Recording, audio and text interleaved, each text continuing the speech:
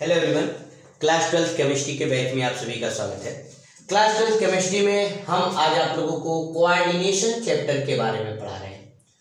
Coordination compound, और हिंदी में भी इसे हम लोग कहते हैं उपसहसंयोजी यौगिक। आज हम लोग इस चैप्टर के बारे में चर्चा करने जा रहे हैं। आखिर इस चैप्टर में क्या क्या रहा और यह चैप्टर का बेस कहाँ से, हमको ये सब चीजें को जानना पड़ेगा। तो सबसे पहले बात तो आपको ये क्लियर हो जाना चाहिए कि यह जो चैप्टर है यह आपके एनसीईआरटी अगर आपके पास होगी तो एनसीईआरटी के फर्स्ट पार्ट का लास्ट चैप्टर है।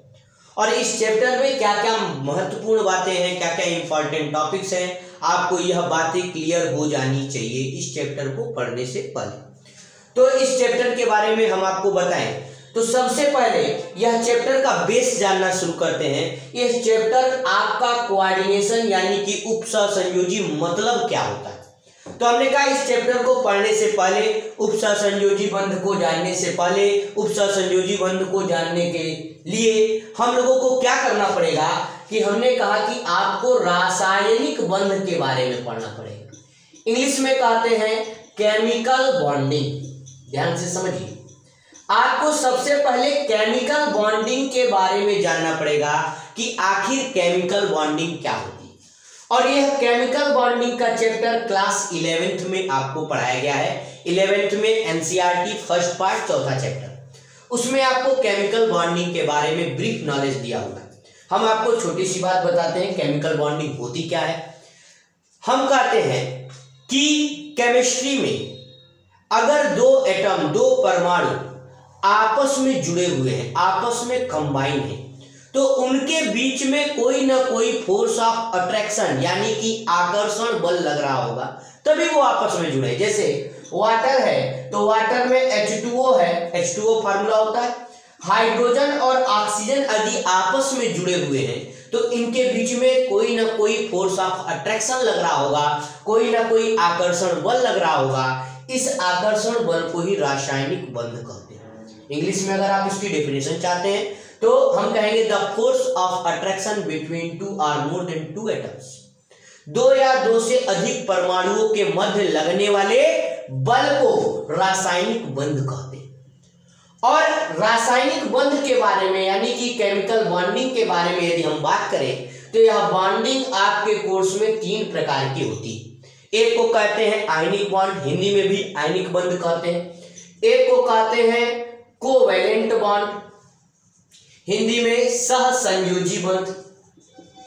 और एक को कहते हैं कोऑर्डिनेट बॉन्ड, हिंदी में इसे हम लोग कहते हैं उपसहसंयोजी बंध। ध्यान दीजिए, हमने कहा आपको रासायनिक बंध के बारे में पढ़ना है क्योंकि रासायनिक बंध में एक इंपॉर्टेंट कॉन्सेप्ट आप पढ़ने जा रहे हैं, उपसहसंयोजी यौगिक। और यह उपसहसंयोजी यौगिक आपका इसी थर्ड बॉन्ड से रिलेटेड कॉन्सेप्ट है, तो आपको यह चीज जाननी पड़ेगी। तो सबसे पहले बात करते हैं आयनिक बॉन्ड की कि आयनिक बॉन्ड होता क्या है।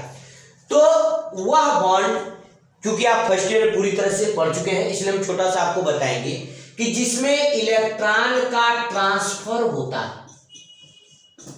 ध्यान से समझिए, इलेक्ट्रॉन का कंप्लीटली ट्रांसफर, इलेक्ट्रॉन का पूर्णतः विस्थापन जिस बॉन्ड में होता है उसे आयनिक बॉन्ड कहते हैं। जैसे NaCl आप सभी लोग जानते हैं, Na का एटॉमिक नंबर 11 होता है, परमाणु क्रमांक 11 होता है। बाहरी कोश में, आउटर सेल में 1 इलेक्ट्रॉन रहता है और यह अपना 1 इलेक्ट्रॉन क्लोरीन को डोनेट कर देता है।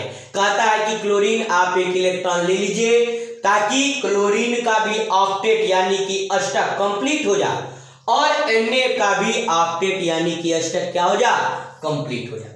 तो Na अपना 1 इलेक्ट्रॉन क्लोरीन को दे देता है, जिसमें इलेक्ट्रॉन का कंप्लीट ट्रांसफर है। इलेक्ट्रॉन को दे दिया गया, परमानेंट दे दिया गया, हमेशा के लिए दे दिया गया।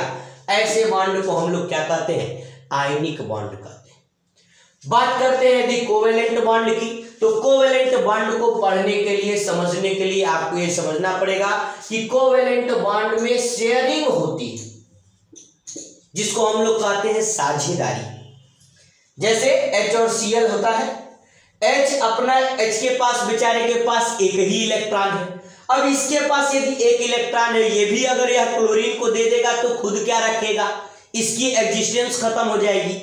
इसलिए H क्या करता है, H और क्लोरीन का एक इलेक्ट्रॉन आपस में शेयरिंग करते हैं। जब H को जरूरत होती है तो वह क्लोरीन के दोनों इलेक्ट्रॉन का यूज कर लेता है, और जब क्लोरीन को जरूरत होती है तो वह H के इलेक्ट्रॉन का यूज कर लेता है। इसे हम लोग कहते हैं कोवेलेंट यानी कि सहसंयोजी बंध। और लास्ट जो होता है जिसके बारे में यह पूरा चैप्टर है, इसको हमको पढ़ना पड़ेगा, यह होता है कोऑर्डिनेट बॉन्ड। कोऑर्डिनेट बॉन्ड में, यह कोऑर्डिनेट बॉन्ड को हम लोग एरो साइन से दिखाते हैं।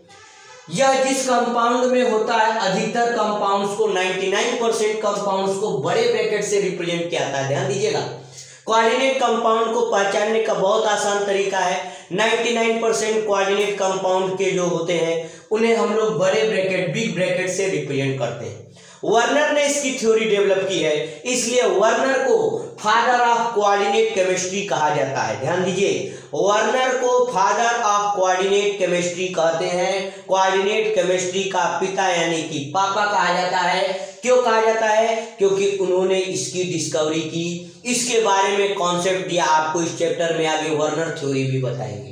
तो आप जान गए होंगे कि बॉन्डिंग के 3 टाइप्स होते हैं, आयनिक, कोवेलेंट, कोऑर्डिनेट। कोऑर्डिनेट बॉन्ड के बारे में ज्यादा नहीं बता रहे क्योंकि पूरे कोर्स में वही बताना है, पूरे चैप्टर में वही बताना है। सीधा सा समझ लीजिए कि अगर सल्फर ने अपने 2 इलेक्ट्रॉन किसी को दे दिए, मान लीजिए अगर ए एटम को दे दिया है, हमेशा के लिए नहीं देता है, इसमें इलेक्ट्रॉन जाता तो है पर पूरी तरह परमानेंट नहीं जाता। एन वाला अपना इलेक्ट्रॉन क्लोरीन को परमानेंट दे देता है। जैसे आप अगर खेती वगैरह करते होंगे तो जो आयनिक बॉन्ड है उसमें हम किसी को अपना खेत परमानेंट दे दे, उसके नाम करा के दे दे, रजिस्ट्री करा के दे दे, दैट इज आयनिक बॉन्ड। अगर वही खेत 2 लोगों के बीच में बराबर बराबर का बंटवारा हो रहा है, दैट इज कोवेलेंट बॉन्ड। और अगर हम लोग कोऑर्डिनेट बॉन्ड की बात करते हैं तो कोऑर्डिनेट बॉन्ड के बारे में आपको समझना चाहिए कि कोऑर्डिनेट बॉन्ड में जैसे अधिया पर खेती दी जाती है कि हम अपना मेरा खेत है लेकिन खेती कोई और कर रहा है, पूंजी होगी आधा आधा, दोनों लोग यूज कर रहे हैं, लेकिन जब हम चाहें तब उस व्यक्ति को क्या कर सकते हैं, अपने खेत से बेदखल कर सकते हैं, हटा सकते हैं। तो यह जो बॉन्डिंग होती है इसे कोऑर्डिनेट बॉन्ड के अकॉर्डिंग हम लोग समझते हैं। तो बॉन्डिंग 3 तरीके की होती है और इसमें इस तीसरे तरीके की बॉन्डिंग को आपको इस चैप्टर में पढ़ना है। बात क्लियर है? तो उप सहसंयोजी कंपाउंड, उप सहसंयोजी यौगिक, कोऑर्डिनेशन कंपाउंड्स के बारे में यह चैप्टर है। तो चैप्टर का आपको थ्योरी बेस मिल गया होगा, समझ गए होंगे आप चैप्टर। अब इस चैप्टर के आगे की बात को हम लोग क्लियर करते हैं।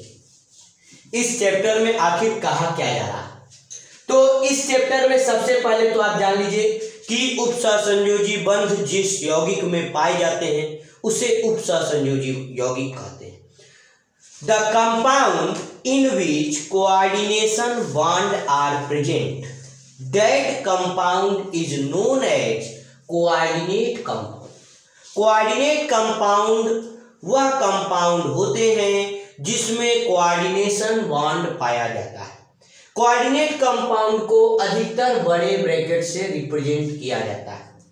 और इसकी खासियत आपको हम बता दें कि जैसे K4FeCN6 है, कुछ लोग डबल साइट और कोऑर्डिनेट कंपाउंड में कंफ्यूज हो जाते हैं कि उप सहसंयोजी यौगिक और डबल साल्ट का मतलब होता है द्विक लवण।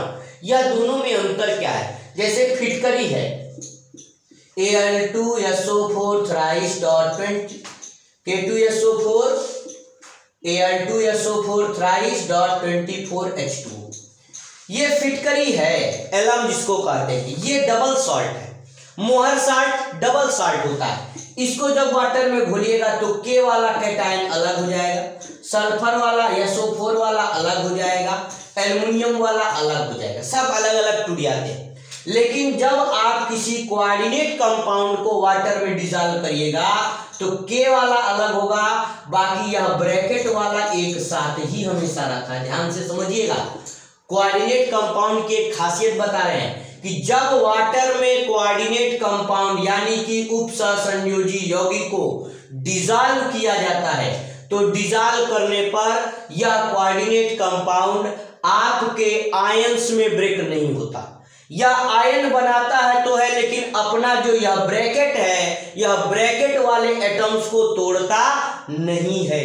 यह बात आप क्लियर रखिए। अगर आपसे कोई पूछता है कि डबल साइड यानी कि द्विकलमन और कोऑर्डिनेट कंपाउंड में अंतर क्या है, तो आप उसको कहिए कि जब वाटर में डिसॉल्व करते हैं तो वाटर में डिसॉल्व करने के बाद यह आयंस में ब्रेक हो जाता है, लेकिन कोऑर्डिनेट कंपाउंड जो है जब उसको हम लोग वाटर में डिसॉल्व करते हैं तो वह आयन में ब्रेक तो होता है, लेकिन अपना कोऑर्डिनेशन स्फीयर उप सहसंयोजी मंडल, ध्यान दीजिए, जो ब्रैकेट होता है ना, ब्रैकेट के अंदर के पार्ट को सीएस कहते हैं। सीएस का मतलब होता है कोऑर्डिनेशन स्फीयर, उप सहसंयोजी मंडल।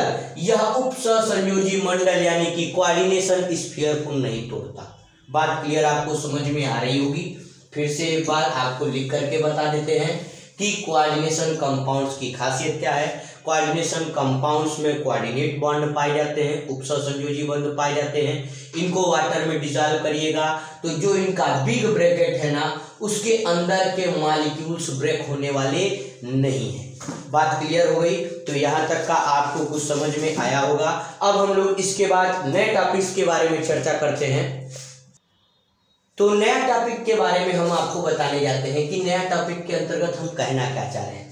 जैसे कोऑर्डिनेशन कंपाउंड्स के कुछ वोकैबुलरी होता है। जैसे एक होता है सीएमए, फुल फॉर्म होता है सेंट्रल मेटल एटम, हिंदी में कहते हैं केंद्रीय धातु परमाणु। सीएमए सेंट्रल मेटल एटम, केंद्रीय धातु परमाणु। एक होता है इसके अंदर लिगैंड, हिंदी में भी इसे लिगैंड ही कहा जाता है। तो लिगैंड और सीएमए क्या होता है, हम इसके बारे में आपको बताने जा रहे हैं। और एक जो अभी अभी हमने आपको बताया कोऑर्डिनेशन स्फीयर, कोऑर्डिनेशन स्फीयर का हिंदी होता है उप सहसंयोजी मंडल। क्या होता है? उप सहसंयोजी मंडल। हमने कहा ध्यान दीजिए, एक एग्जाम्पल के थ्रू समझने की कोशिश करते हैं। जैसे कहा कि कोई एग्जाम्पल ले लीजिए, जैसे निकिल ले लिया, NiCO4SO4, मान लीजिए यह कंपाउंड है। सबसे पहले पहचानेंगे यह कोऑर्डिनेशन कंपाउंड है, क्योंकि बड़ा ब्रैकेट है तो कोऑर्डिनेट कंपाउंड होगा, उप सहसंयोजी यौगिक होगा। अब इसमें पहचानेंगे कि भैया कोऑर्डिनेशन स्फीयर कौन सा है। तो यह जो बड़े ब्रैकेट के अंदर के पार्ट होते हैं यह क्या कहलाते हैं? कोऑर्डिनेशन स्फीयर कहलाते हैं या कोऑर्डिनेट स्फीयर कहलाते हैं, हिंदी में उप सहसंयोजी मंडल। बात क्लियर हो गई? अच्छा, अब इस उप सहसंयोजी मंडल में क्या होता है कि एक होता है मेटल, और सभी लोग, जैसे यहाँ पर मेटल क्या है? निकेल, और जितने भी लिगैंड है, जैसे CO4 है तो 4 CO एटम्स जो हैं वह निकिल को अपना अपना इलेक्ट्रॉन देते हैं, कहते हैं भैया लो यूज करो। निकिल को CO एटम्स इलेक्ट्रॉन देते हैं, यानी कि जो इलेक्ट्रॉन पेयर को दे, कोऑर्डिनेट बॉन्ड में जो इलेक्ट्रॉन दे उसे हम लोग लिगेंड कहते हैं, और जो मेटल इलेक्ट्रॉन ले उसे हम लोग क्या कहते हैं? सीएमए कहते हैं, सेंट्रल मेटल एटम कहते हैं। यानी कि electron donor atoms in coordinate compounds is known as ligand, and the metal which accept the electron pair that is known as CMA। Coordinate compound यानी कि उप सहसंयोजी बंध में परमाणु का वह समूह जो इलेक्ट्रॉन दे रहा है उसे लिगेंड कहा जाता है, और जो इलेक्ट्रॉन को एक्सेप्ट कर रहा है, ले रहा है, उसे सेंट्रल मेटल एटम कहते हैं। बात क्लियर हो गई? तो आपको इस चैप्टर में पढ़ जानने से पहले सीएमए जानना था, लिगेंड जानना था, कोऑर्डिनेशन स्फीयर जानना था। जो यह बड़ा ब्रैकेट होता है इसे कोऑर्डिनेशन स्फीयर के नाम से भी हम लोग जानते हैं। बात क्लियर हुई सबको? तो अब हम लोग इसके आगे की भी चर्चा करते हैं कि आखिर इसके आगे और क्या क्या चीजें हैं। तो लिगेंड जान गए, कोऑर्डिनेशन स्फीयर जान गए, एक होता है कोऑर्डिनेशन नंबर। क्या होता है? Coordination number. ध्यान दीजिए, हिंदी में कहते हैं उप सहसंयोजी संख्या। क्या कहते हैं? उप सहसंयोजी संख्या। अब यह क्या होती है? तो सीधी सी बात है, जैसे K4 है, FeCN6 है। अधिकतर याद रखिएगा कि इस ब्रैकेट में जो आगे होता है वही CM में होता है। Fe जो मेटल होता है क्योंकि आप हर जगह बॉन्डिंग तो बना नहीं सकते। 90% केस में, हमने ये नहीं कहा सब में, कहीं कहीं अभी हम आपको बताएंगे सीएम में बीच में भी आता है, लेकिन अधिकतर 90% केस में इस बड़े ब्रैकेट के आगे वाला सीएम में है और बाकी सब क्या है, लिगेंड है। अब ध्यान दीजिए कि जितने लिगेंड प्रेजेंट है, जैसे इसमें सीएन कितने प्रेजेंट है, 6। किसी कोऑर्डिनेट कंपाउंड में, किसी उपसहसंयोजी कंपाउंड में जितने लिगेंड पाए जाते हैं उसे हम लोग क्या कहते हैं, कोऑर्डिनेशन नंबर कहते हैं, उपसहसंयोजी संख्या कहते हैं। बात क्लियर हुई कि नहीं हुई? ध्यान दीजिए, पूरा चैप्टर एक बार फिर से समझ लीजिए। हमने आपको क्या क्या बताया? हमने बताया कि कोऑर्डिनेट कंपाउंड क्या होता है, जिसमें कोऑर्डिनेट बॉन्ड पाए जाते हैं, उपसहसंयोजी बंध पाए जाते हैं। फिर हमने कहा कोऑर्डिनेट कंपाउंड में CS क्या होता है, ये जो बड़ा ब्रैकेट है इसे कोऑर्डिनेशन स्फीयर कहते हैं। फिर उसके बाद हमने आपको बताया कि इसके अंदर दो चीजें होती है, एक होता है सीएम में और एक होता है लिगेंड। सीएम में क्या होता है, जो इलेक्ट्रॉन पेयर को एक्सेप्ट करता है। लिगेंड क्या होता है, जिसमें जो इलेक्ट्रॉन पेयर को देता है। भैया एटम या एटम का कुछ सेट होता है, परमाणु या परमाणु का समूह होता है जो इलेक्ट्रॉन लेने और देने का काम करता है। बात क्लियर हो गई? तो आज के लिए इतना ही, फिर कल हम लोग CS के टाइप्स यानी कि कोऑर्डिनेशन स्फीयर के प्रकार के बारे में बात करेंगे।